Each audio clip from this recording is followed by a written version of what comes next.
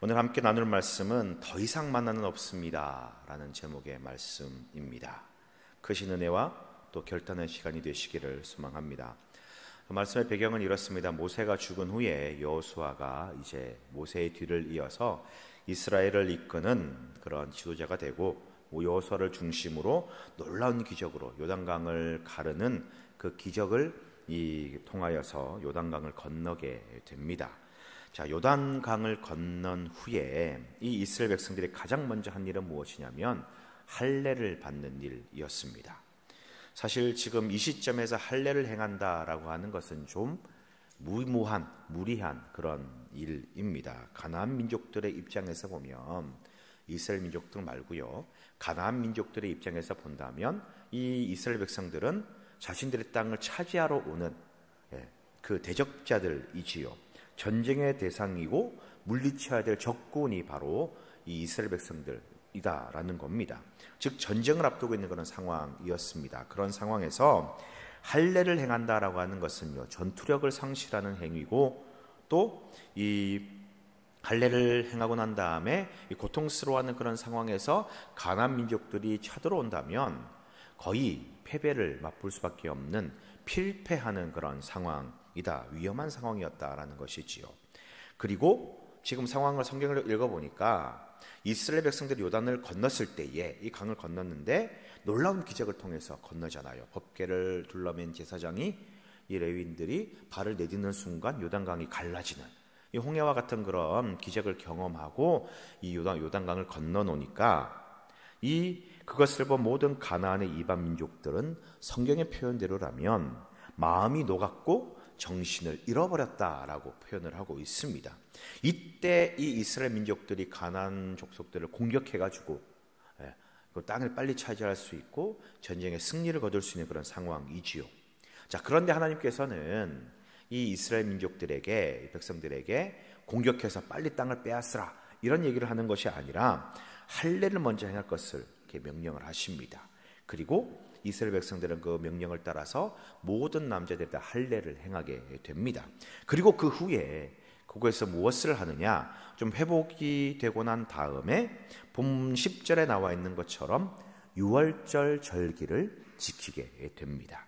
그리고 유월절 이튿날 무교절이 시작되는 그날에 그 땅의 소산물을 먹는데 무교병과 볶은 곡식을 먹습니다. 그곳에서 양식을 구하여서 유월절 절기를 지키게 된 것이지요. 그랬더니 12절에 보니까 만나가 더 이상 내리지 않았더라. 가나안의 땅의 소출을 먹음으로써 만나가 그쳤다라고 그렇게 오늘 말씀은 기록을 하고 있습니다. 자, 오늘 본문의 내용이고 그 배경이 되는 내용들입니다. 요단강을 건너 가나안에 들어간 이스라엘 백성들이 가장 먼저 한 일을 좀 상세하게 기록을 하고 있지요. 첫 번째는 할례를 행했고, 그 다음에는 유월절 절기를 지킨 것. 이것이 이 요단강을 건너자마자 했던 이 이스라엘 백성들의 첫 번째 했던 일들입니다. 자, 이 두 가지 사건의 의미는 모두 다 하나님과 백성들 간의 관계를 의미합니다. 관계. 할례는 하나님의 백성임을 나타내는 표징, 상징적인 표시고요. 그리고 유월절은 하나님께서 그들을 애굽에서 구원하여 주셨다, 인도해 주셨다라고 하는, 즉 하나님의 구원자, 하나님이 우리의 구원자 된다라고 하는 그 관계를 나타내는 그런 절기입니다. 자, 그런데 오늘 제가 여러분들과 좀 집중적으로 나누고자 하는 말씀은 이 할례를 행한 것, 유월절을 지킨 것도 중요하지만 그 이후에 나오는 하나의 현상, 즉 만나가 그친 것, 요거에 여러분들과 함께 좀 말씀을 집중하여 나누고자 합니다. 하나님께서 양식을 주셨던 하늘의 양식이라고 불리는 그 만나, 그 만나가 이제 끝나고 더 이상 만나를 구할 수 없는 그런 상태가 되었다라고 성경 기록을 하고 있습니다. 자, 여러분, 이 시간 우리는 그 만나가 그친 것에 좀 집중하기 원합니다. 그리고 만나가 더 이상 내리지 않았다라고 하는 그 이유, 하나님이 왜 만나를 주시지 않았을까라고 하는 것의 의미를 좀 생각해 보고자 합니다. 여러분이 만나가 뭡니까? 만나. 만나의 뜻은 이것이 무엇인가 라고 하는 그런 뜻입니다. 이때까지 이스라엘 백성들이 본 적도 없고 맛본 적도 없었던 그런 특별한 음식, 하늘의 음식, 생전 처음 보는 음식이었기 때문에 이것이 과연 무엇인가? 라고 하는 의미가 만나의 의미입니다. 만나가 처음 내린 시기가 언제냐면요, 약 40년 정도 전에, 그러니까 이 이스라엘 백성들이 막 출애굽을 하고 홍해를 건너고 난 다음에 시내산에 들어가기 전에 이 만나를 경험하게 됩니다. 자, 이스라엘 백성들이 10가지 재앙을 경험하면서 애굽으로부터 나오게 됩니다. 도망하여 나왔지요.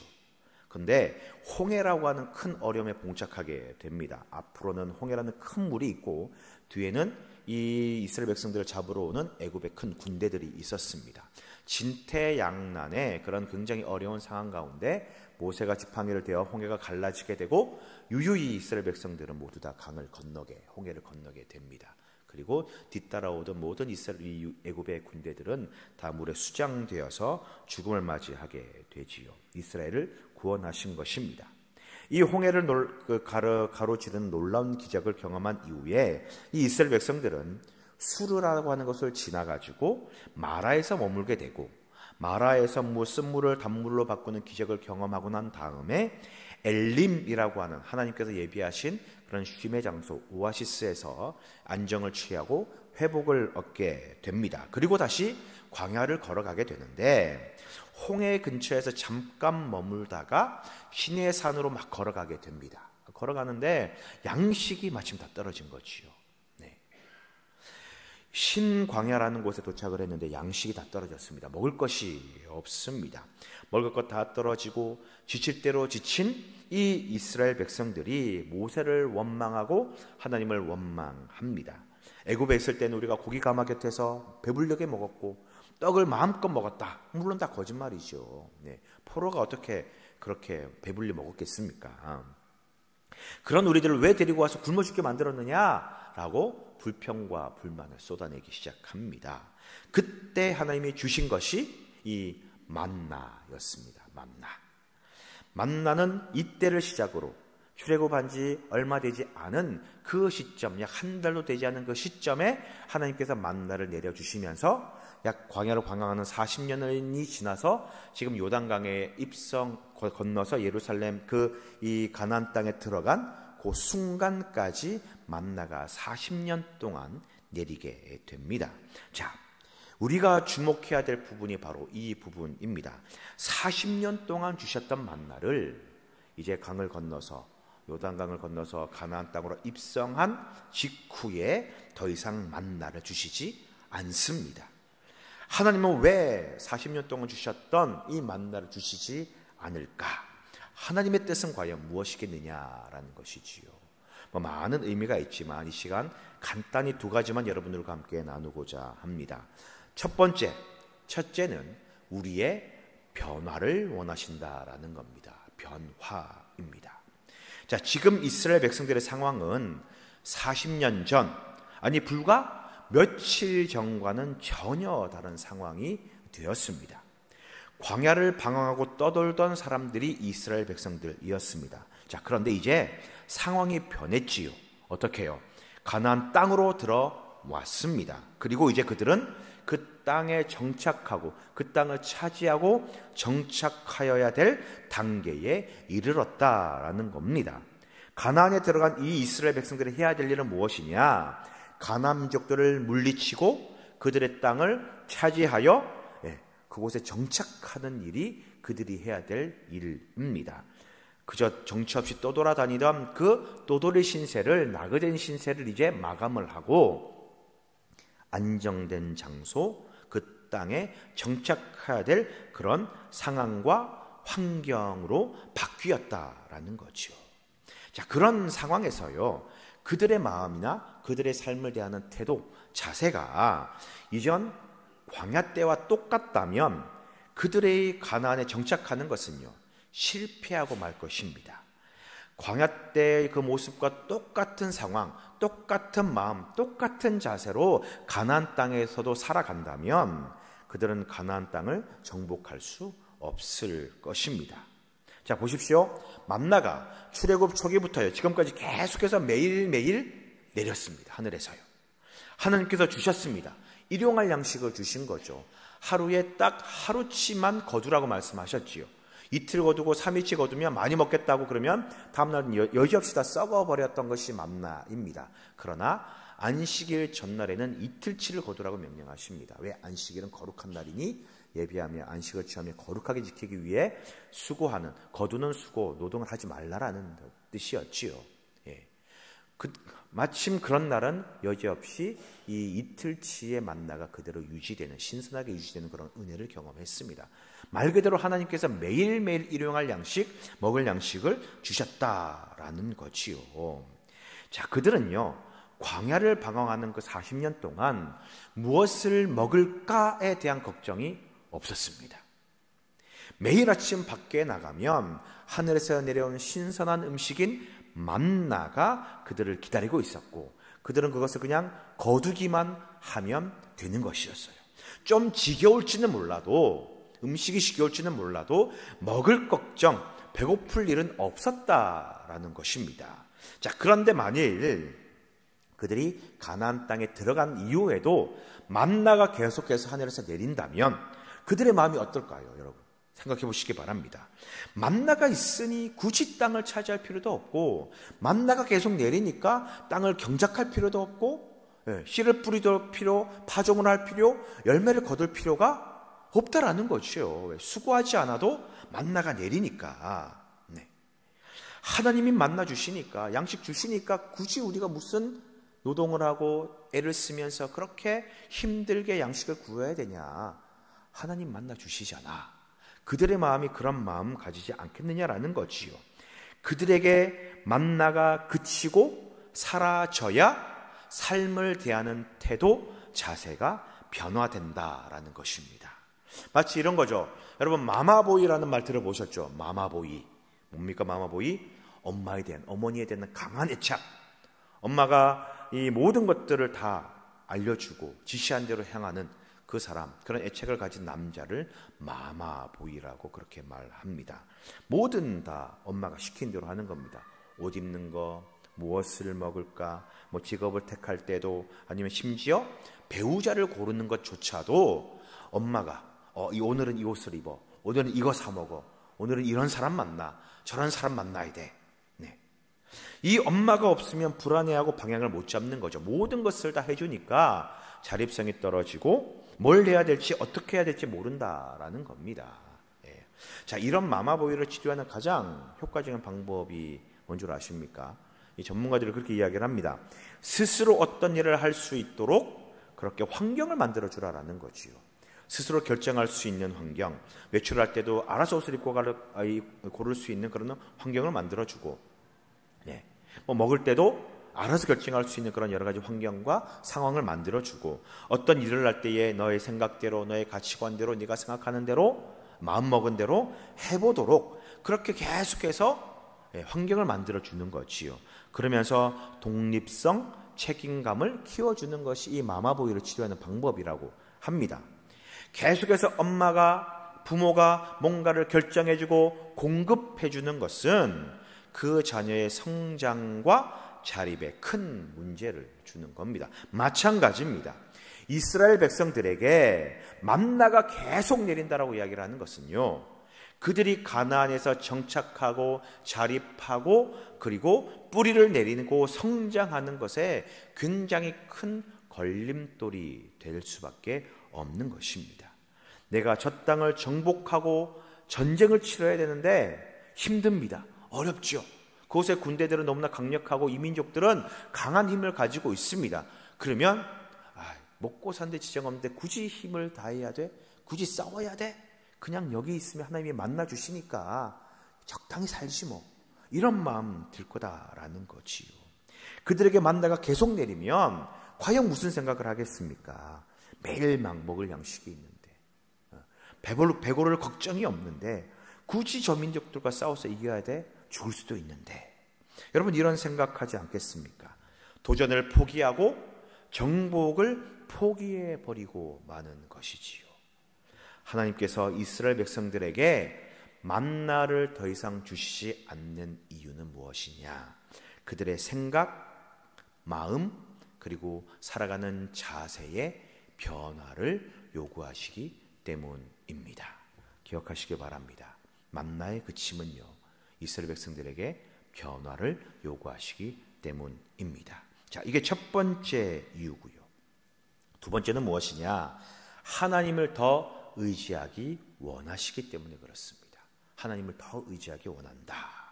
자, 지금 이스라엘 백성들이 입성한 그 가나안 땅은요, 그들이 살아왔던 이 광야와는 전혀 다른 땅이고, 또 그들이 나왔던 애굽과도 전혀 다른 그런 땅입니다. 자, 성경은요, 이 땅에 대하여서 뭐라고 표현하는지 한번 보시기 바랍니다. 신명기 11장 10절에서 12절 말씀인데 조금 길지만 우리 같이 한번 읽겠습니다. 신명기 11장 10절에서 12절 같이 읽겠습니다. 시작. 내가 들어가 차지하려 하는 땅은 거기에서는 너희가 파종한 후에 발로 물대기를 채소밭에 댐과 같이 하였거니와 너희가 건너가서 차지할 땅은 산과 골짜기가 있어서 하늘에서 내리는 비를 흡수하는 땅이요 내 하나님 여호와께서 돌보아 주시는 땅이라. 연초부터 연말까지 내 하나님 여호와의 눈이 항상 그 위에 있느니라. 아멘. 자, 무슨 말씀입니까? 애굽 땅과 가나안 땅을 비교하면서 하나님이 말씀하시는 거지요. 다른 땅이다라고 그렇게 알려줍니다. 자, 애굽 땅은 어떤 땅이었냐? 씨를 뿌리고요, 비가 내리지 않아도 돼요. 왜? 나일강이라고 하는 큰 강줄기가 있어가지고 그냥 물만 대면 되는 겁니다. 예, 공소로를 파가지고 수로를 파서 그 파종한 곳에 물을 대면 물이 항상 넘치니까 언제든지 비가 없어도 파종을 하고 씨를 뿌리면 열매 맺고 수확을 거둘 수 있는 그런 땅이 바로 이 애굽의 땅이었습니다. 비를 기다릴 필요가 없는 거지요. 반대로 이 이스라엘 백성들이 들어가서 차지할 이 가나안 땅은요, 다릅니다. 산과 골짜기가 많은 땅, 비가 내리면 비를 흡수해 버리는 땅, 모으지 못한다라는 거죠. 그러면서 말하기를 하나님께서 돌봐 주는 것, 연초부터 연말까지 하나님의 시선이 머무는 땅이다라고, 그 눈이 그 위에 있다라고 말합니다. 즉 1년 내내 하나님이 보시고 돌봐 주셔야 되는 땅이 바로 이 가나안 땅이다라고 그렇게 말씀하시는 거죠. 하나님이 돌보시는 땅, 하나님이 관리하시는 땅, 하나님이 도와주시는 땅이 바로 가나안 땅입니다. 전혀 다릅니다. 네. 나일강과 같은 큰 강도 없고 오직 하늘로부터 내리는 비를 의존해야 되는 곳, 비가 있어야만 소출을 내릴 수 있는 곳, 그곳이 가나안 땅이에요. 그러니 어떻습니까? 더욱더 하늘에서 오는 비를 의존할 수밖에 없고 하나님을 의지할 수밖에 없게 되는 것입니다. 그런 상황, 이런 환경에서 하나님께서 매일매일 만나를 하늘에서 내려주신다면 여러분 생각해 보시기 바랍니다. 지난 40년 동안 동일하게 만나를 주신다? 여러분, 그들이 하나님을 의지할까요? 네. 더 간절히 하나님을 찾을까요? 비가 없어도 만나가 있는데, 씨 뿌리고 파종을 안 해도 비가 없어도 하늘에서는 여전히 만나가 내려 우리의 양식을 채워줍니다. 네. 그런데 만나가 더 이상 내리지 않으면요, 그들의 힘과 그들의 노력으로요 양식을 구해야 돼요. 씨를 뿌려야 되고요, 파종을 해야 되고요, 물을 줘야 되고요, 길러야 되고요, 양식을 길러서 소산물을 소출을 먹어야 되는 상황입니다. 그때 가장 절실하고 필요한 것이 무엇입니까? 물입니다. 수분입니다. 비가 내리면 땅이 다 흡수한다고 했잖아요. 물이 고이지 못합니다. 그러면 하늘의 물에 의존할 수밖에 없게 되는 거지요. 그러니 비를 주시는 분, 하늘을 관장하시는 분, 우리 하나님을 더 의지할 수밖에 없게 되는 것입니다. 여러분, 하나님은 지금 이스라엘 백성들에게 그 만나를 그침으로 말미암아 하나님을 더 의지할 것을 그렇게 요구하고 계시는 겁니다. 여러분 보십시오. 뭐라고 말씀드렸습니까? 광야가, 이 만나가 언제 내렸다고요? 광야 생활 초기에 만나가 내렸습니다. 약 40년 동안 만나가 내립니다. 매일매일 만나를 취하고 먹었습니다. 이른 아침 밖에 나가가지고 하나님 감사합니다 그러면서 만나를 다 걷습니다. 아침으로 만나를 먹고요, 점심으로 만나를 먹고 저녁으로 만나를 먹어요. 그러면서 만나를 볼 때마다, 이 만나를 거두고 먹을 때마다 하나님이 주신 거구나, 하나님이 채워주셨구나, 하나님 또 양식을 주셨구나, 이걸 알잖아요. 하나님의 은혜와 축복임을 그들은 알고 있습니다. 매일매일 그 축복과 은혜를 경험한다라는 거죠. 자, 그런데 문제는 뭐냐면요, 여러분, 이스라엘 백성들이요, 광야를 지나는 동안에 죄를 짓습니까? 안 짓습니까? 헷갈리시죠? 다시 한번 여쭤보겠습니다. 광야를 지나는 동안에 죄를 짓습니까? 짓습니까? 맞습니다. 짓습니다. 잘하시네요. 네. 죄를 지어요. 자, 만나가 내린 이 홍해를 건넌 이후 두 번째 사건이, 첫 번째가 마라가 쓴물이 단물로 바뀌는 사건이고, 두 번째가 만나와 육출애가 내리는 사건이잖아요. 이 두 번째 사건 이후에 이스라엘 백성들이요, 얼마나 범죄하는지 모릅니다. 물이 없어서 만나가 매일 내리는 그 상황에서 물이 없어서 이 모세와 이 하나님을 원망해요. 원망합니다. 그때 반석을 쳐가지고 물을 내게 만들잖아요. 또 시내산 밑에서는 어떤 일을 벌입니까? 우상을 숭배합니다. 금송아지를 만들어가지고 그들이 우상에게 절을 하면서 하나님을 모욕하게 됩니다. 만나를 먹으면서 시내산으로 들어가요. 만나를 매일매일 먹으면서 금송아지를 만듭니다. 만나를 매일매일 먹으면서 금송아지에 절을 해요. 만나를 매일매일 먹으면서 하나님을 원망하고 하나님께 불평하고 있다라는 거지요. 여러분, 이게 말이 안 되잖아요. 이해가 되십니까? 너무 이상하잖아요. 아침에 나가가지고 만나를 걷습니다. 맛있게 먹어요. 만나를 배부르게 먹습니다. 그리고 오전에 하나님 앞에 범죄합니다. 그리고 만나를 점심을 먹어요. 그리고 또 하나님 앞에 원망합니다. 그리고 만나를 저녁으로 먹습니다. 삼시세끼 만나를 계속 먹으면서 하나님 앞에 원망하고 범죄하고 우상을 숭배하고, 이게 말이 되느냐라는 거지요. 범죄한 하나님이 징벌을 줍니다. 벌을 주고 징계를 해요. 그런데 다음날 아침 또 나가보면 또 만나가 있어요. 매일매일 주시는 하나님의 은혜가 있음에도 불구하고 이스라엘 백성들은요, 죄 짓습니다. 매일매일 죄를 지어요. 여러분, 이게 무슨 짓입니까? 하나님이 주시는 축복과 은혜를 누리면서 결국 하나님만을 전적으로 의지하지 못하고 있다는 그런 말 아니겠습니까? 네. 매일매일 하나님의 내리는 그 만나의 은혜가 이제 은혜로 여겨지는 것이 아니라 당연시 여겨지고 있는 모습이다라는 거죠. 일상적인 하나의 일일 뿐이었습니다. 네. 여러분, 그런 말이 있죠? 호의가 계속되면 권리인 줄 안다. 이스라엘 백성들의 모습이 딱 그런 모습이다라는 거죠. 매일매일 만나가 내려 은혜를 경험하는데 이게 당연한 건 줄 알고 있는 거죠. 그러면서 하나님 앞에 범죄합니다. 우상을 숭배하고 하나님을 원망하고 모세를 죽이려고 하고 하나님을 배반하여서 새를 만들고, 이스라엘 백성들 그런 모습으로 살아왔습니다. 그럼에도 불구하고 하나님의 만나를 계속 내려주십니다. 그런데 이제 그 만나가 내리지 않습니다. 없습니다. 말 그대로 비빌 언덕이 없어진 거예요. 그들이는 이제 전적으로 하늘로부터 내리는 비를 의지해야 되고 땅에서 나는 소출을 먹고 살아야 되는 그런 상황에 처해지게 됩니다.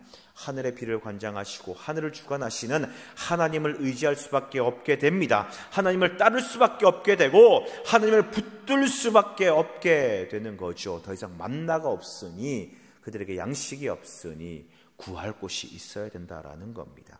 하나님은 만나를 그치게 하심으로 말미암아 이제 더욱더 하나님을 의지하고 붙들기를 원하고 계시는 겁니다. 당연시 되었던 것을 없애버림으로 말미암아 주시는 분이 누군지 알게 하시고 주님만을 붙들게 만들고 계시는 겁니다. 자, 여러분, 오늘 가나안 땅에 들어간 이스라엘 백성들, 그들에게 더 이상 만나는 없습니다. 만나를 거두러 간 그들, 똑같이 거두러 가지 않겠습니까? 40년 동안 해왔으니까. 더 이상 만나가 내리지 않게 되면서 그들은 불안해했을 수도 있을 것입니다. 하나님을 원망했을 수도 있습니다. 걱정과 두려움이 생겼을 수도 있을 것입니다. 그러나 둘러보니까요, 만나 말고 다른 양식들이 있는 거지요. 먹을 것이 풍성하게 보이게 됩니다. 자, 11절 말씀 함께 볼까요? 이렇게 이야기를 합니다. 같이 읽습니다. 시작. 유월절 이튿날에 그 땅의 소산물을 먹되. 자, 이제 막 가나안에 들어갔어요. 그들은 또 가나안에 들어가자마자 할례를 받아가지고 이 할례를 행하면서 막 힘들고 아픈 그런 상황이었습니다. 씨를 뿌리고 파종할 시간도 없었고 여유도 없었고 힘도 없었어요. 그런 그들이 돌아보니 열매들이 맺혀 있는 겁니다. 많은 소산물들이 있는 거예요. 땅이 풍족합니다. 나가서 열매를 거둬가지고요, 유월절 절기를 지키는 거지요.